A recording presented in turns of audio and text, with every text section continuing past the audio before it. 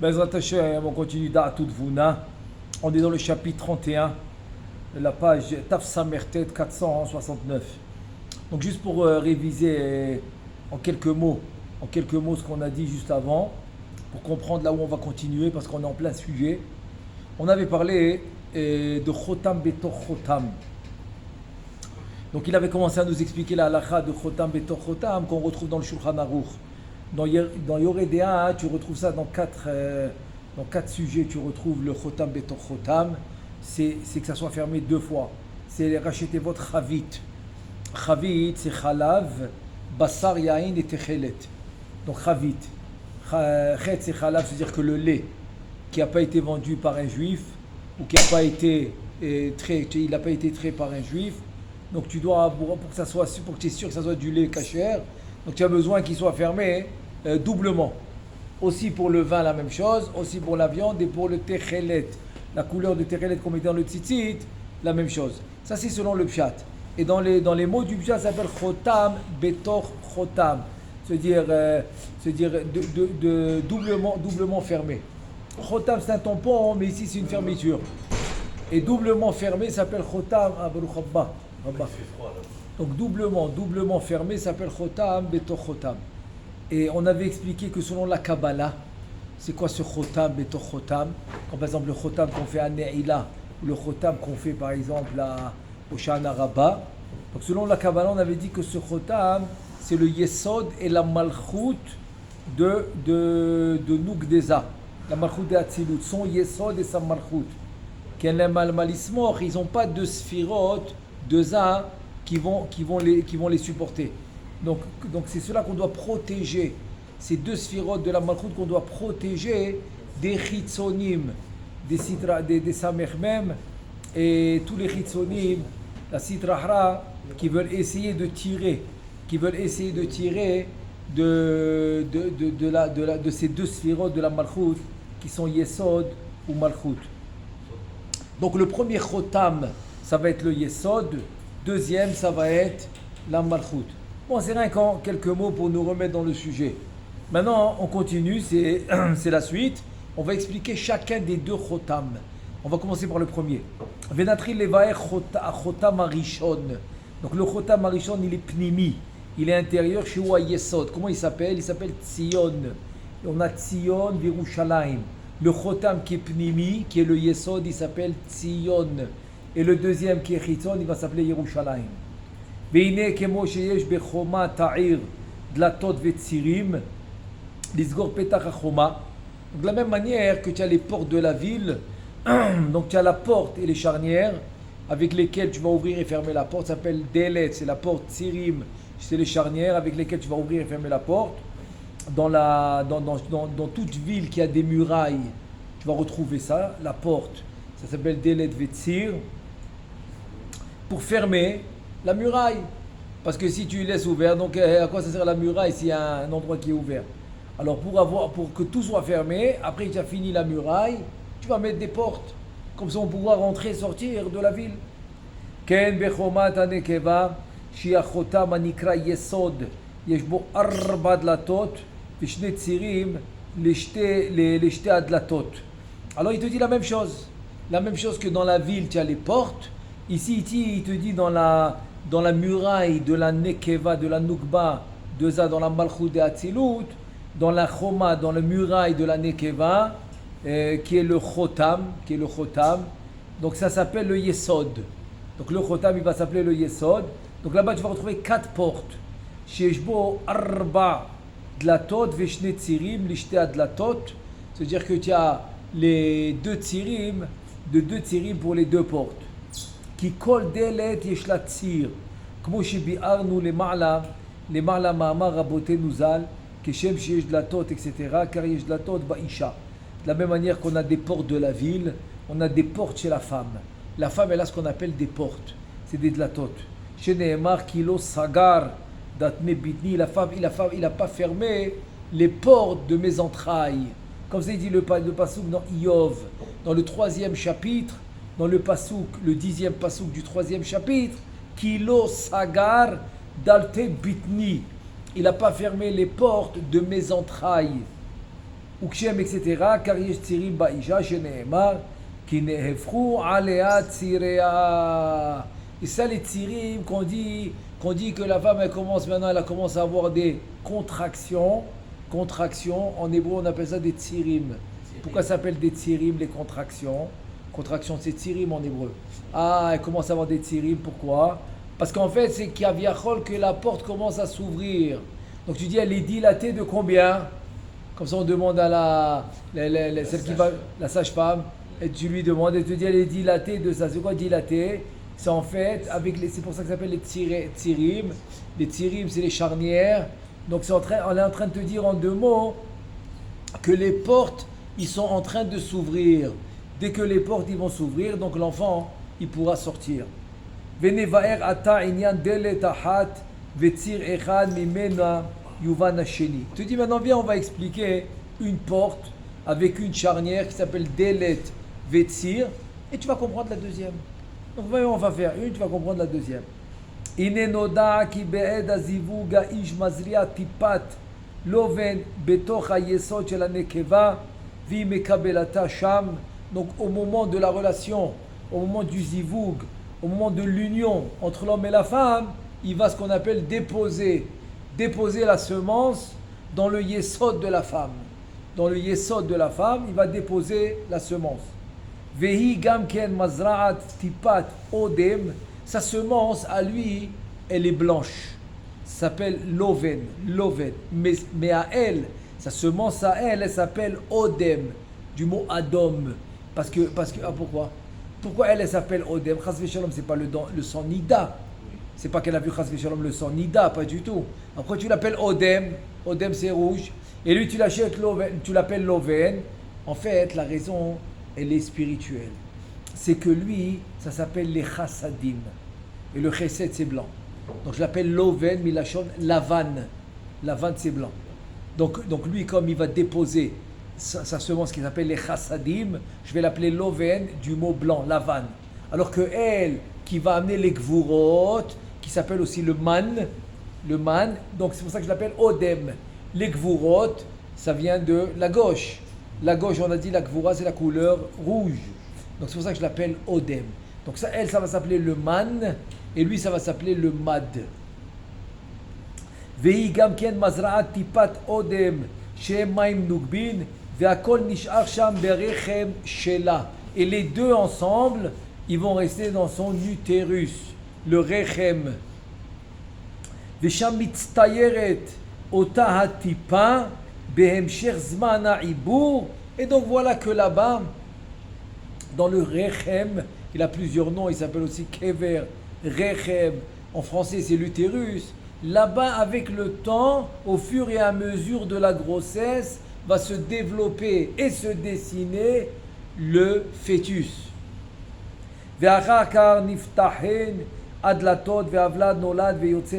Au moment voulu, que d'habitude c'est à 9 mois, va s'ouvrir, les portes vont s'ouvrir, et comme ça l'enfant il pourra sortir. Ils vont s'ouvrir, lui pourra sortir. Donc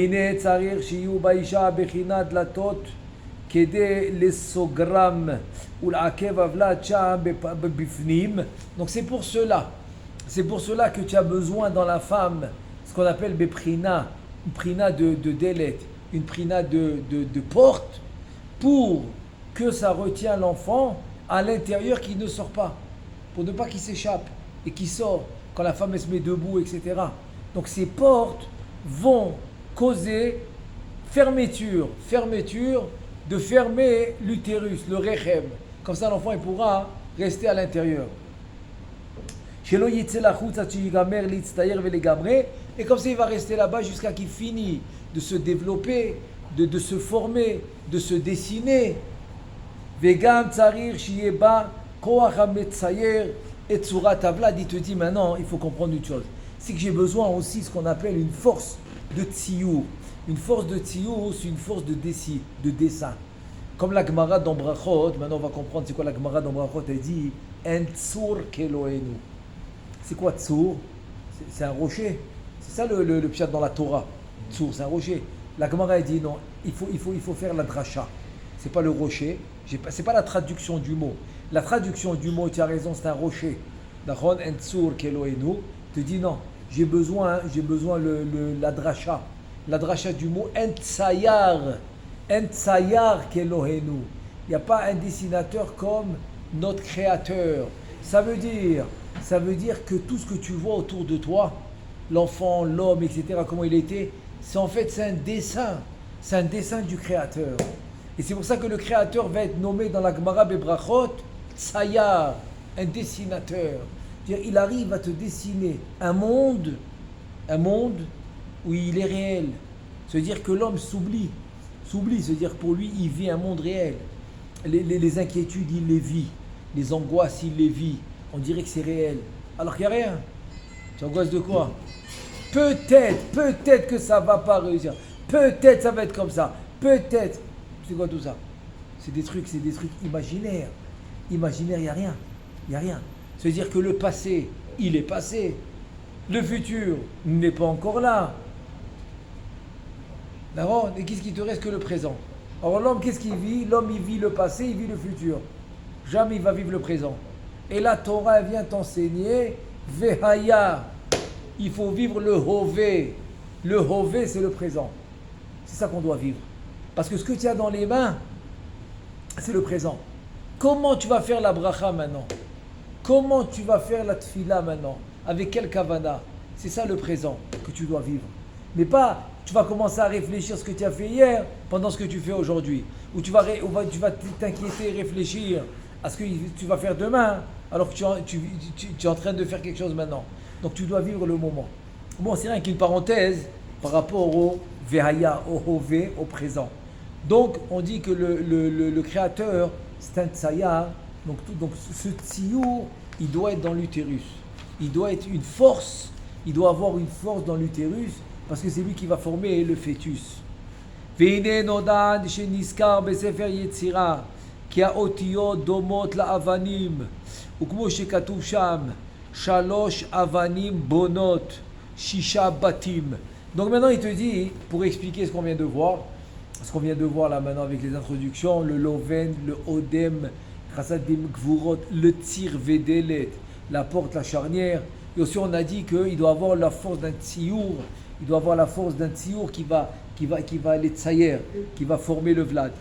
Maintenant ça c'est le sujet. Maintenant pour comprendre ce qu'on vient de lire, il va nous faire une introduction. Il te dit, tu sais que dans Sefer Yetzira, comment tu appelles les lettres? Il te dit les lettres dans le Sefer Yetzira, Domot, ils ressemblent à Avanim, aux pierres. Où tu vois ça? Comme il dit que Shalosh Avanim. Shalosh Avanim, c'est quoi? C'est 3 pierres. 3 pierres, Bonot, Shisha Batim. Et on sait que le Sefer Yetzira n'a pas parlé de pierres. Quelle pierre il a parlé? Non, Sefer Yetzira, il a parlé de Otiyot. Sefer Yetzira, il a parlé de Otiyot qui est des lettres. Donc 3 lettres vont faire Shesh Batim. C'est quoi Batim? Batim en fait, c'est des groupes de lettres. C'est des groupes, il y aura 6. C'est quoi? Pourquoi 6? Parce qu'il te dit comment tu fais quand tu as 3 lettres. Comment tu peux développer les 3 lettres? En combien? Comment tu sais? Par exemple, 5 par exemple. 5 est, par exemple, Elohim, je sais pas moi, Elohim par exemple, c'est 5 lettres. Et bien tu peux obtenir 120. 4, par exemple, Adanout, c'est 4 lettres, tu peux obtenir 24.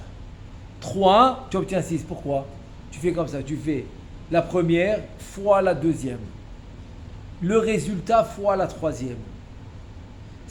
Alors maintenant que j'ai que 3 lettres, on fait le calcul. Première fois la deuxième, ça fait 1 fois 2, combien ça fait? Ça fait 2. On est d'accord? Ensuite, le résultat, on a dit, fois la deuxième lettre. Parce qu'il y en a 3. Alors la troisième. 1, 2, 3.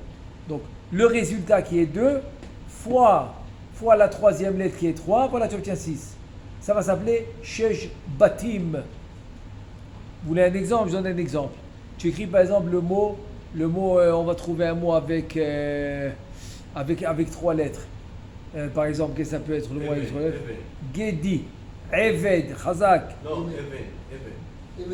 Evel, Gedi. Hein? Emet, Chazak ou Baruch. Maintenant, les shisha batim, c'est les 6 batim, c'est-à-dire que j'aurai 6 combinaisons à faire. Alors, première combinaison, par exemple, Emet, Aleph, Mem, Taf. Voilà. Deuxième combinaison, Aleph, Taf, Mem. Voilà 2. Troisième combinaison, Mem, Aleph, Taf. Quatrième, Taf, Aleph, Mem. Par exemple. Voilà 4. Il m'en reste encore 2. Je commence par le Taf. Donc j'aurai Taf, Aleph, Mem ou Taf, Mem, Aleph. Voilà 6. J'ai pas plus. Pas plus de combinaisons. Voilà ce que le Sefer HaYetzira dit, que Shalosh Avanim, 3 lettres, Bonot, Shisha Batim. C'est exactement l'exemple qu'on a avec Emet. J'ai 6 combinaisons avec le mot Emet. Maintenant, si j'ai 4 lettres, combien j'aurai? Alors c'est facile, on a dit 1 fois 2, donc on a 2. Le résultat des 2 fois 3, ça fait 6. Le résultat fois la quatrième, fois 4.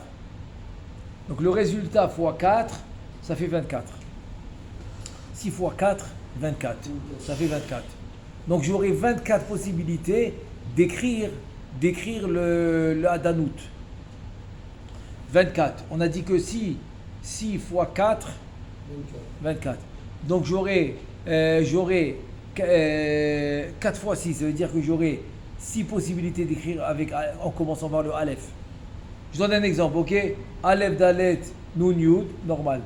Ensuite, Aleph, Nun, Dalet, Yud. Ensuite, Aleph, Yud, Dalet, Yud, par exemple. Ensuite, Aleph, c'est-à-dire 6 possibilités quand ça commence avec Aleph. 6 possibilités quand ça commence avec Dalet. 6 possibilités quand ça commence avec Nun. Et 6 quand ça commence avec Yud, ça fait 24. Dans la Havaya, il y a 4 lettres. Ça devait être 24 aussi. Et pourquoi il n'y a pas 24? Parce qu'il y a 2 lettres qui sont doublées. Il y a 2 fois le He.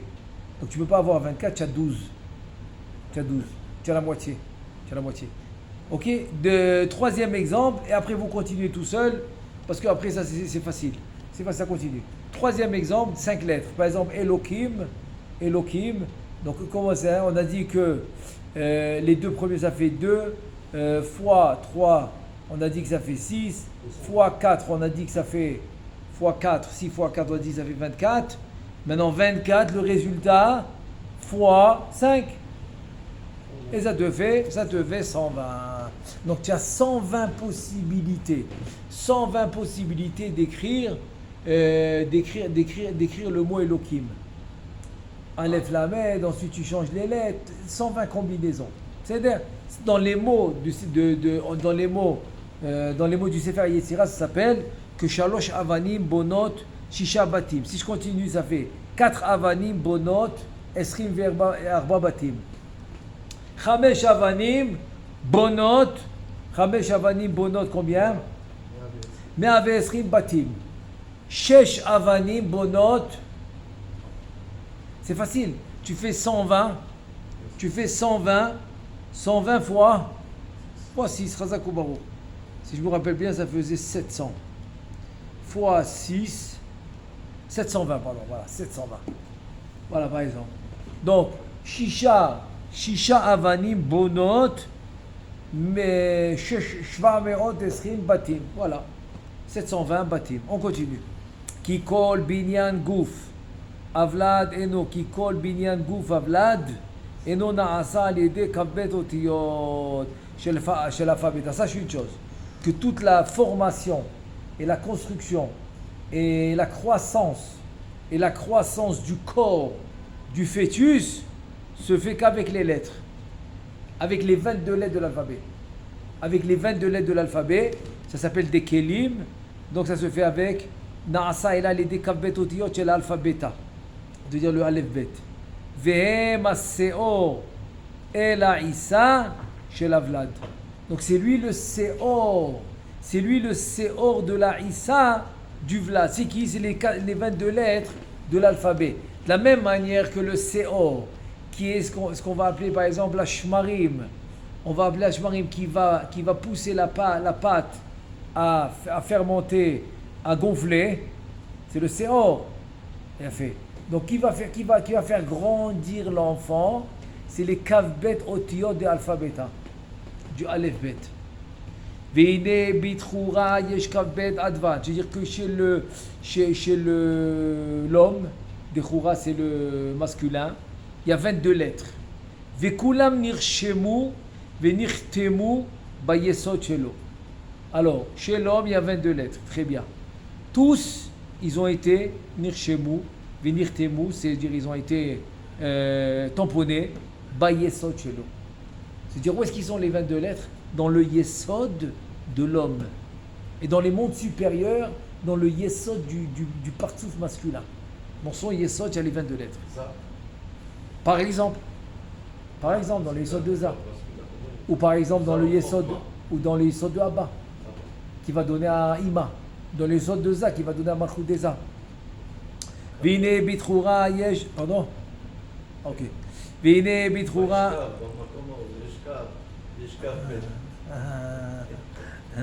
Il a fait. Très belle, très beau Rebez. Il a fait très beau. Veine Bitchoura Yesh Kavbet Advan, Vekulam Nirshemu Venirtemu Bayesot Shelo.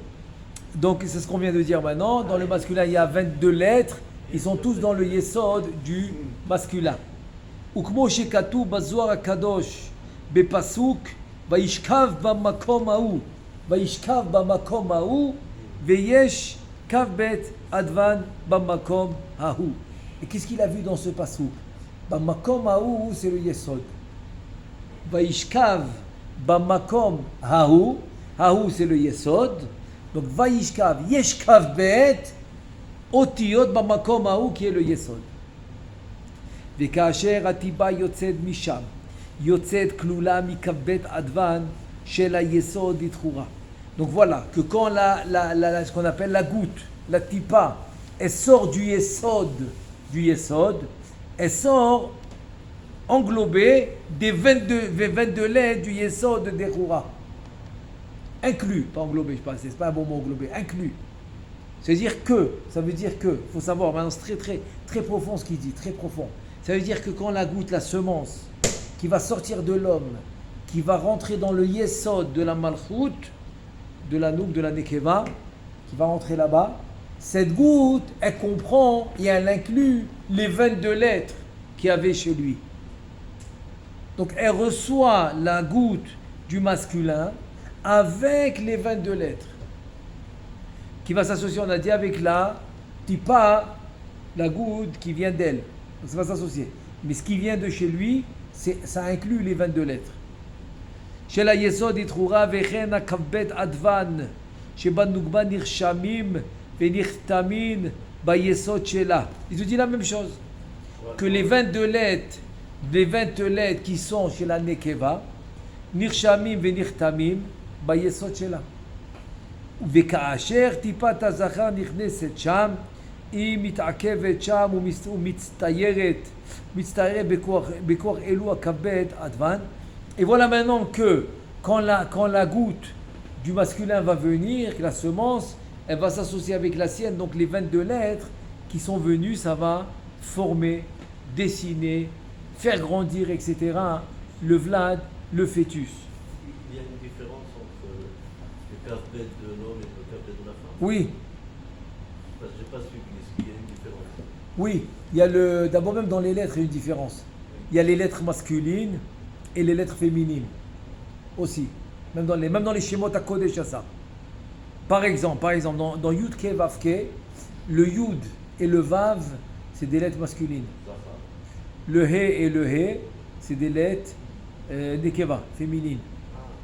Même dans les lettres, il y a ça. Même dans les Shemot, il y a ça. Donc, chez lui, ça va s'appeler les Chassadim. Et chez elle, ça va s'appeler les Gvurot. Même chez lui, c'est le He, par exemple. Et chez elle aussi, c'est le He. Mais c'est Chesed et c'est Gvurot. Par exemple, parce que son He à lui, c'est comme tu dis par exemple le He de la Bina. C'est un He. Mais tu ne peux pas le comparer avec le He de la Malchut. D'accord. Ça n'a rien à voir, une chose n'a rien à voir avec l'autre. Donc voilà, ça c'est donc en fait chez lui c'est les Chassadim, chez elle c'est les Gvurot. Veine me'elu akav bet advan sheba yesod de nukba. Voilà, les 22 lettres qu'il y a dans le yesod de la nouk. Na'aset delet achad vetzir achad. Ça veut dire que dans les 22 lettres qui sont dans le yesod de la noukba, noukdeza, malchut de Atzilut, ah ben là-bas va se faire la porte delet achad vetzir echad. Avec les 22 lettres qu'il y a dans son yesod à elle. Vehi ot dalet achat asher yeshba oto ha'oketz kemin yod be'achorei hadalet ben shnei hakavim ve'avavin sheba kedimion tzir vedelet kaze. Donc il te dit c'est comme un genre de dalet que tu vas dessiner. Ça va faire tzir vedelet. Exactement comme ça. Exactement comme ça. Parce que sur le côté, la charnière elle va être sur le côté. Et voilà. Et par-dessus, Kaviachol, il y a la porte qui est posée par-dessus. Donc ça fait la forme d'un dalet. Ve'ayud, et le yud, chez ben shte avavin, hiatzir. Par contre, le yud qui est entre les deux vavines, alors c'est ça le tir. Ve'shte ahehin emadelet. Et les deux haies, eh ben c'est les portes eux-mêmes. Vechibur akol nikra delet achat delet achat shem begimatria kavbet shem yud achat veshte vavin kaniska, parce que yud malé c'est yud vav dalet, c'est 20. Avec les deux vavin, alors ça devient 22. Aresh akavbet advan sheba yesod dila nitztayru beprinat delet achat. Donc voilà que quoi, que les 22 lettres de son yesod donc ont été dessinées une porte. Vetzir shela shehu ayud shebeemtsa shte avavin. Donc avec le yud des deux vavin, ça devient tzir vedelet. Donc tzir parce que c'est plus petit les charnières. Kaviachol, que la porte. La porte c'est plus grand. Donc c'est le vav. Alors que là, c'est le yud. Et il te dit, chez ala yud, azu adome, les tir sha'aleam, sovevim, shte avavim, shehem bebchinat adelet. Ça veut dire quoi? Donc on a dit que le tir, on a dit déjà. Maintenant, parce que avec le yud, adome les tirs, qui ressemble au tir, parce qu'on a dit que c'est petit,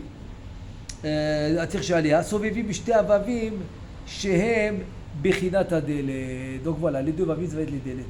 Ça va être les deux vavim kaviachol. Donc tu as le yud sur le côté et le vav kaviachol, c'est la delet. Et là il te dit ve'omna nevaer ta'am lama nikra tzir. Maintenant ok, très bien. Mais pourquoi ça s'appelle tzir? Delet, tu m'as expliqué. Delet, tu m'as expliqué pour ne pas que le chas v'shalom, le fœtus y tombe. Donc pour le retenir, tu m'as appelé ça delet, une porte, pour l'arrêter. Mais tir, pourquoi tu l'appelles tir? Et c'est ce qu'on a fait aussi, delet avec les kavbet, delet, etc. Ve'omnam nevaer ta'am lama nikra tir. Pourquoi il s'appelle tir? Ve'a'inyan.